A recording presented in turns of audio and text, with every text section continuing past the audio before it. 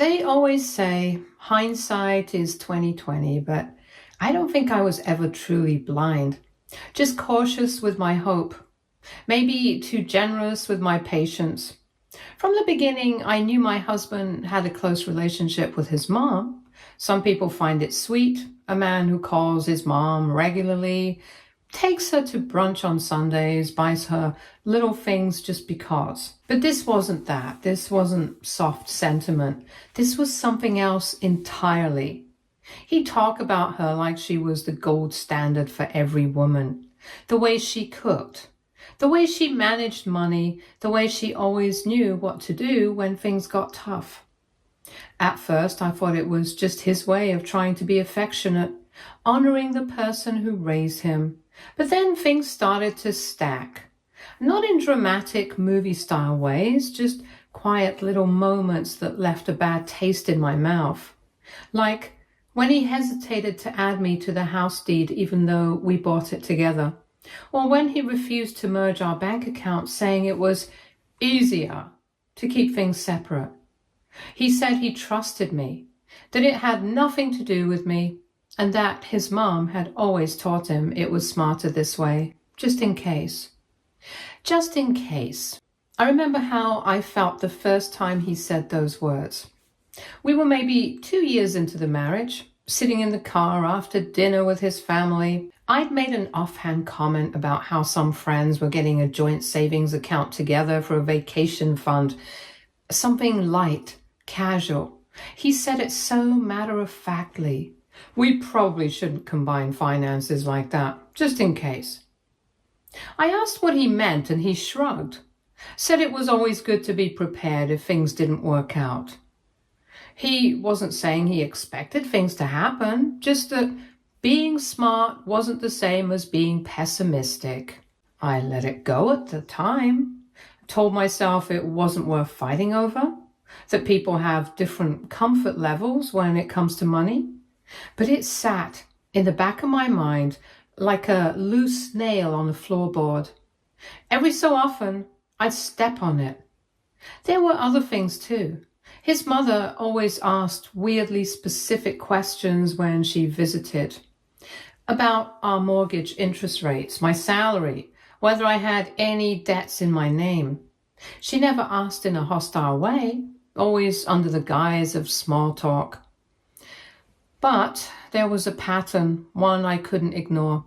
She wasn't just being nosy, she was gathering data, and the more I noticed it, the more it made my skin crawl. I brought it up once, asked him if he thought it was strange how much financial curiosity she had about our household. He waved it off. She said she was just being a mom, that she cared. And when I told him it made me uncomfortable, he got defensive. Said I was reading into things, that I always had to be on guard, always assuming the worst. That stuck with me too. Because no matter how much I tried to rationalize it, part of me did feel on guard. Not paranoid, just aware that something didn't feel right. Like I was living with someone who already had one foot out the door. Or maybe worse, someone who was prepared for me to be the one who left. It wasn't like he didn't show affection, he did. He remembered my favorite meals. He left me sticky notes on bad days. He laughed at my terrible jokes. But underneath all that was this layer of planning. Backup plans, emergency exits, and it wasn't like I was demanding he hand over his wallet and trust me blindly.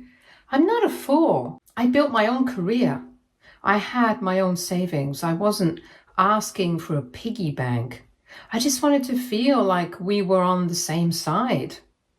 But every financial conversation circled back to the same sentiment: independence, what ifs, and his mother's endless advice about being ready for any outcome. The real kicker? I gave him a warning. Not the dramatic, shouty kind, a quiet one.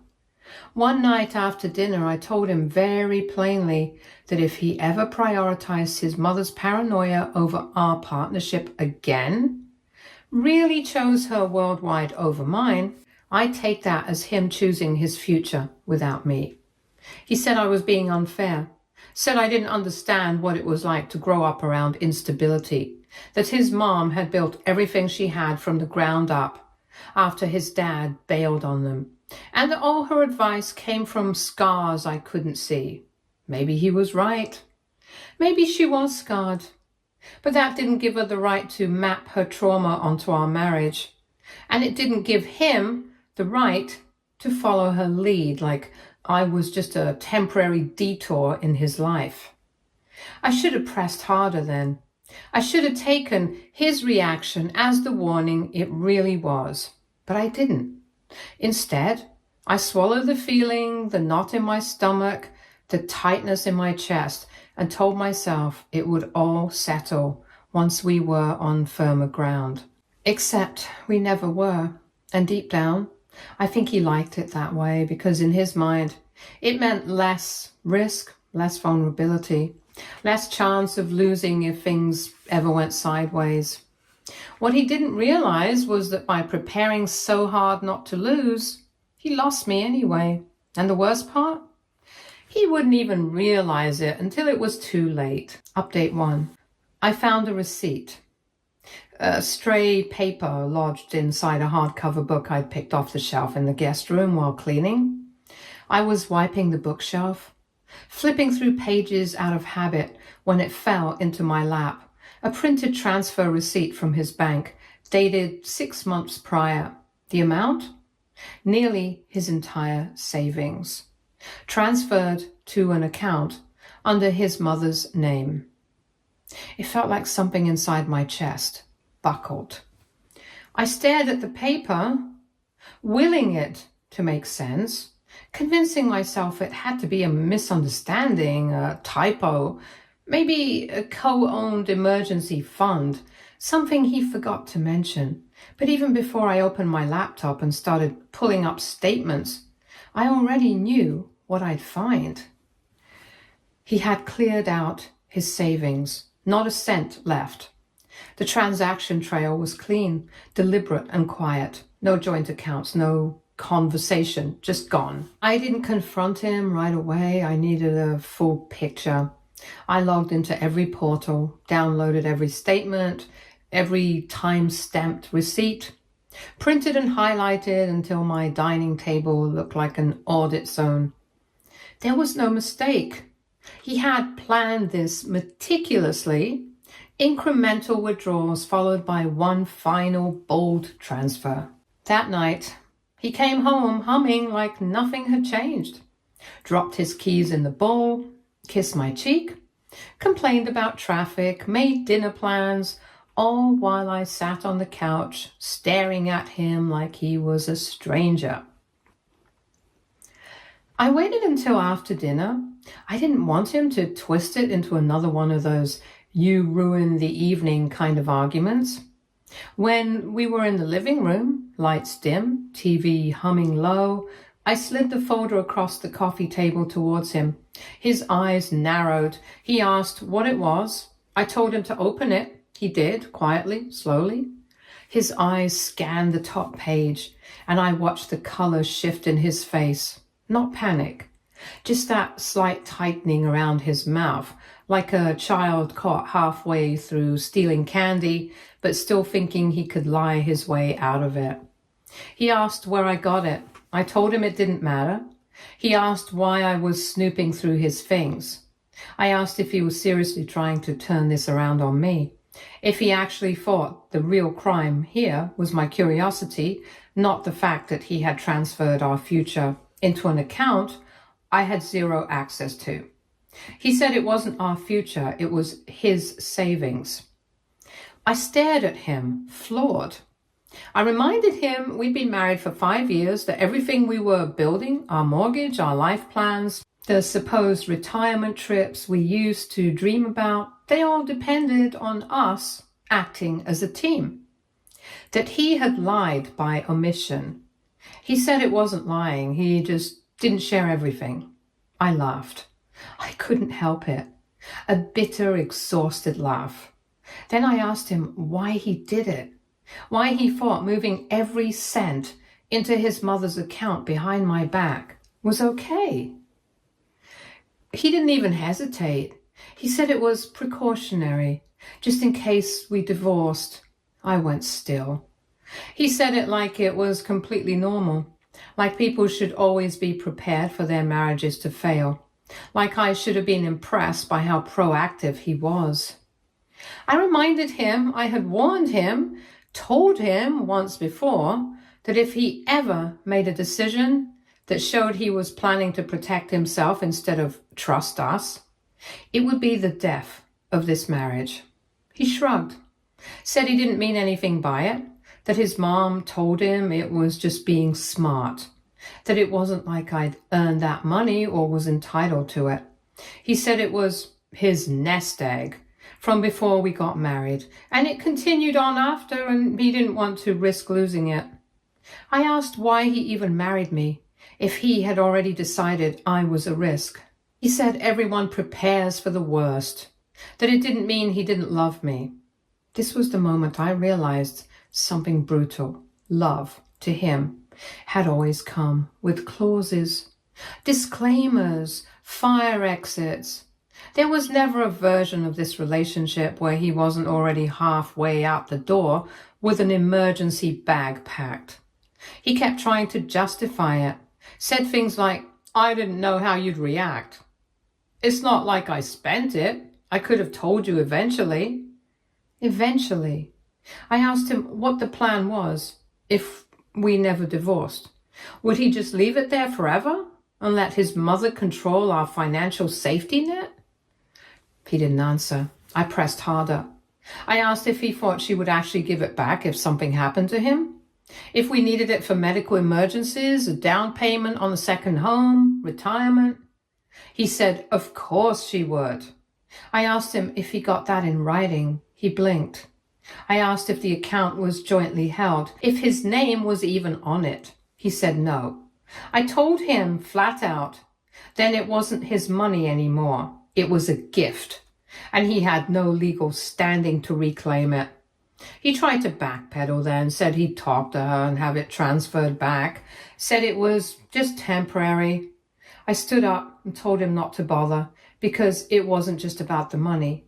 It was about trust, about the fact that he looked at me, someone who had stood by him, supported him, made sacrifices with him, and decided I was a financial threat that needed to be planned for behind my back. He said I was being overly dramatic. I told him he could go to sleep at his mother's house then, since that's where all his loyalty clearly resided. And I went to bed, alone. But I didn't cry. I just lay there, wide awake, knowing his marriage had already ended. He just hadn't caught up to the fact yet. Update 2. After that night, I stopped talking to him like we were married. I still spoke. I wasn't childish about it. But something changed. He noticed it too.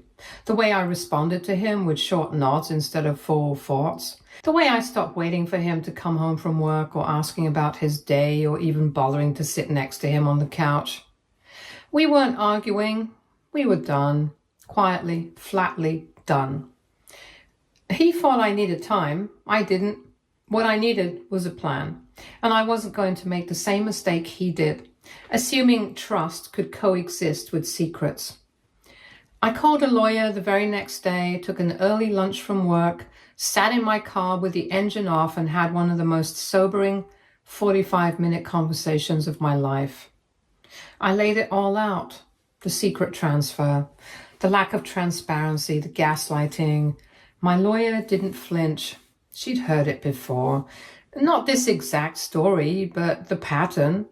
The man who squirreled away money just in case, and then acted shocked when the woman he distrusted finally called it quits. She said something that stuck with me. People like your husband don't prepare for divorce because they think it's inevitable. They do it because deep down, they know they're the problem. That hit hard, but it made things clearer. We had a joint mortgage, a car in both our names, some furniture, and a few small investments. I had my own savings, nothing massive, but enough to stand on. He'd spent years carefully isolating his finances, and now that structure would work beautifully in my favor. He didn't realize it yet. That weekend, I told him we needed to talk. He came into the kitchen like we were going to hash out some misunderstanding. He actually looked relieved, as if he thought I was finally over it and we were going to get back to the normal he was used to. I told him I was filing for divorce. He blinked, laughed like I was joking. I repeated it calmly. His face shifted from confusion to disbelief to anger in seconds. He said I was being irrational, that I was trying to punish him for being smart, that I was letting my emotions ruin a perfectly good marriage. I didn't respond. He paced the kitchen, saying things like I was throwing everything away, that I was acting impulsively, that we could go to counseling if I really needed to feel heard. I told him I didn't need to feel heard anymore. I needed to be free. He said his mom was right about me. That was the last thing he said before slamming the door and disappearing for the rest of the night. I took a deep breath, texted my lawyer to proceed with the paperwork, and slept like a stone. Over the next few weeks, I moved in silence. I updated my personal bank info, transferred my paycheck deposit into a solo account, removed my name from any unnecessary shared utilities. I even made a quiet trip to a storage unit and began boxing things that were mine. Sentimental items, irreplaceable things I didn't want to leave behind. He kept trying to talk like we were still figuring things out. 1 minute cold, the next warm. He brought home takeout from my favorite place one night, tried to act like none of this was serious. Like he could win me back by pretending he hadn't dug a chasm between us that couldn't be patched. I told him again I was serious. That's when the panic really began. He begged to talk about a plan, said we could maybe undo the transfer. He'd call his mom, have her send the money back, we could start over. I didn't even entertain it because the issue wasn't the money anymore. It was that he had the audacity to protect himself against me, to plan an escape, while assuming I would stay loyal, trusting, and blind, that I would never leave, even if he left me emotionally long ago. He could have just asked me for a prenup instead of whatever this was. He started saying I was being cruel, I was overreacting, I was teaching him a lesson. I didn't bother correcting him. I let him think this was punishment if that made it easier for him to process. I knew the truth. It wasn't retaliating. I was reclaiming peace. I wanted to be free of his paranoia, and I was setting him free too. The lawyer served him the papers 3 weeks later. He read them at the dining table while I quietly poured coffee and left the room.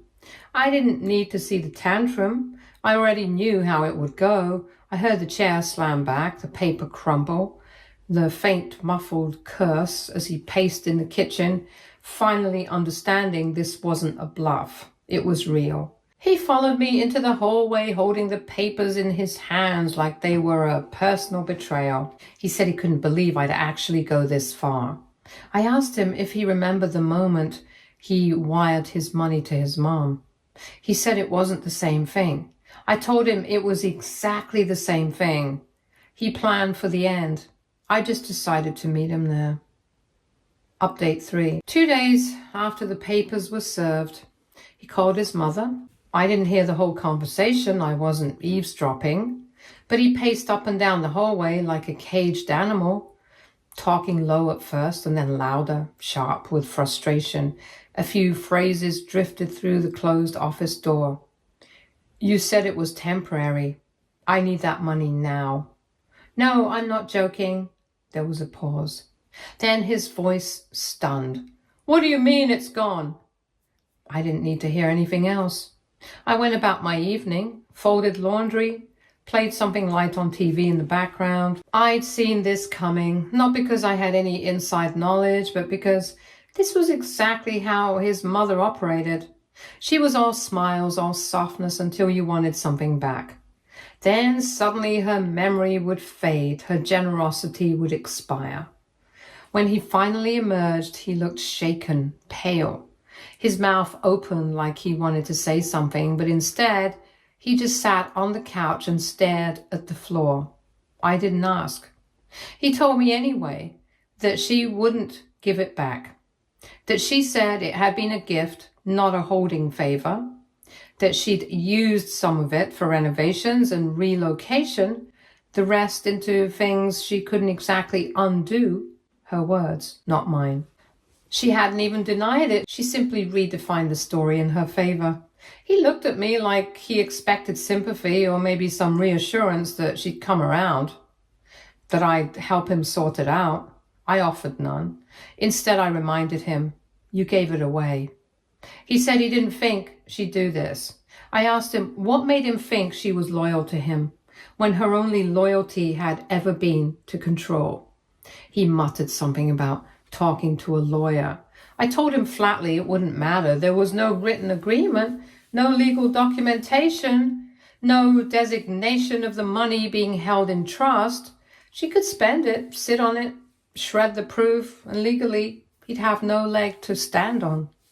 He knew it too, and now so did I. This man who had prepared so meticulously to win in a divorce had lost everything the moment he handed his power over to someone who saw him not as a son, but as a pawn. The fallout came quick. His attempts to recover the money were laughable. He tried pleading and then guilt-tripping, claimed it was for his future, that she'd ruined his safety net. She told him coldly that he had no one to blame but himself, that maybe if he hadn't let his wife push him into a corner, he wouldn't be in this mess. That if he hadn't filed for divorce, maybe they could have worked something out. He told her I filed, not him. She said it didn't matter, that the marriage clearly wasn't solid, and she wasn't about to return something he voluntarily handed over on shaky terms. The money was gone, whether it sat in her account or already filtered out into luxury renovations and new jewelry and a backup fund for his golden child younger sister. It was never coming back. He started snapping at me more, but with less bite each time. Almost like he was trying to provoke a fight he didn't have the energy to finish. I didn't take the bait. I cooked what I needed, washed what I used, slept when I felt like it. The house wasn't tense, it was hollow. Every now and then I'd catch him staring at me like he wanted to rewind everything, like the panic was settling into grief. Like he'd finally understood this wasn't something he could fix with flowers or a half-hearted apology. Not this time. The real kicker? My lawyer confirmed what he didn't want to hear, that because he transferred the funds before the divorce to a third party, voluntarily, it was no longer considered a marital asset.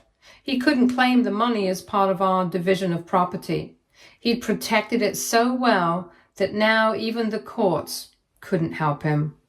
Meanwhile, I walked away with what was legally mine, my share of our joint assets, my car, and every penny of my personal savings that I had kept separate since the beginning. I hadn't done it out of mistrust. I'd done it because I was raised by a mother who told me to never rely on someone who flinches at the word we. And now it was the reason I didn't have to panic when things burned down. He had to sell the house or return the money I had put into it. It was his choice. One evening, he asked me quietly, almost timidly, if I'd ever considered calling it off, if I still saw a future. I didn't respond right away. He said he still loved me, that maybe this whole thing had been a wake-up call, that he could go to therapy, that we could start fresh, that the money wasn't what mattered. Not the money itself, but the fact that he'd looked at me, the woman who stood by him for years and planned his escape before I ever gave him a reason to. That's when I voiced discomfort. Instead of adjusting, he doubled down. Then he bet everything on me never leaving and lost the moment I did. He said I was being cold. I said I was being honest. Then I got up and left the room. Because there's no comfort in being the backup plan to someone who thinks you'll never wake up. And he'd already done enough damage for both of us. Edit. I had invested my money into that house too. Why should I move out? Update 4. The divorce was finalized on a Friday morning. I didn't dress up for it. I wore jeans, black tee, hair tied up. I didn't feel the need to mark the occasion with anything symbolic or dramatic. The drama had already paused. Now it was just paperwork, a signature, a stamp, a quiet, sharp goodbye that he didn't get to control. He didn't look at me once during the session, not directly at least, but I could feel the heat coming off him from across the table, the resentment, the humiliation, the quiet disbelief that this was actually happening, that I had followed through, and that I hadn't begged, hadn't cried, hadn't second-guessed my choice even once. When the judge confirmed that everything was settled and finalized, he still tried one last time, right there in the hallway outside the courtroom, voice low and rushed like he thought this was his window. He asked if we could talk, said he just wanted to understand how we got here. I told him we both already knew how. He said it wasn't fear, that he didn't deserve to be punished this way. That line made me pause. I turned to him and told him very calmly that this wasn't punishment. It was consequence. The result of building a life with someone who had already decided I wasn't permanent. He tried to smile then, like he was attempting one of those warm, familiar glances that used to soften my anger. It didn't work. I didn't feel anger anymore. I felt distance, like I was looking at someone I once knew through a fogged-up window, a version of a man I used to trust. And the man standing in front of me now, he wasn't even holding on to me. He was holding on to the idea of what I gave him, stability, a home, a foundation he thought I would never crack. But I was never going to carry his weight again, so I walked away. It didn't take long for the meltdown to follow. About 2 weeks later, I got a call from an unknown number. I let it go to voicemail and then I played it back. It was his voice, tired, strained, almost raspy. He said he'd made a huge mistake, that he couldn't sleep, that everything was slipping out of his hands and he didn't know how to stop it, that his mother wouldn't return his calls anymore, that she was busy or traveling or sick, depending on which excuse she felt like spinning that week. I listened to it once, deleted it, and blocked the number. But the updates kept coming through others. A mutual friend texted me, said he'd quit his job after a public outburst in a staff meeting, and rumor had it he tried to borrow money from co-workers under the table. Another friend mentioned he'd been seen at his mother's place arguing outside her gate, yelling that she owed him everything and that he was ruined because of her. But she didn't let him in. Apparently she was done with him too, and I wasn't surprised because for people like her, loyalty only exists as long as you're useful. And now that his usefulness had expired, his marriage gone, his pride gone, his money certainly gone, she had nothing left to protect. She hadn't just spent the money, she'd spent him. And now he was exactly where he put me, alone, disoriented, and trying to make sense of the fact that people he thought would always be there had finally walked away. The funny thing was, I didn't feel victorious. This wasn't some revenge arc where I pumped my fists and laughed while he crashed and burned. It was quieter than that. I felt peace. I felt like I'd finally stepped out of a house that had been filling with smoke for years, and I'd been holding my breath the entire time, convinced it was just fog, that we could fix it if we just opened more windows, but it was never fog. It was fire, and he had the match in his hand the entire time. What I'd mistaken for foresight, the separate accounts, the passive-aggressive, just-in-case plans, the subtle undermining, it was all just a man who didn't trust anyone because he had learned not to trust himself. And when it came down to it, the person he feared losing most wasn't me. It was the safety net I provided, the love he could fall into without earning, the home he didn't have to protect because he assumed I'd always guard it for both of us. He gambled everything on the idea that I'd never leave, and now he had nothing to fall back on, not his mother, not his savings, not me. Just an empty house, some scattered pride and a brutal understanding that you can't outrun the consequences of treating your partner like a liability. A few months later, I moved to a smaller place at the edge of town. Clean lines, big windows, quiet. I filled it with plants, got a cat, started hosting friends again, people who felt light and who didn't make me feel like I had to watch my back. There were moments sometimes late at night where I'd remember the early versions of him, before the mistrust, before the quiet cruelty, and I'd feel a flicker of something soft, not longing, just memory. Then I'd look around and realize I was safe and let it go, because there's no joy in being with someone who only saw you as a contingency plan, and no regret in becoming the chapter they didn't think you'd ever close. Stay tuned for more stories from our girl relationships.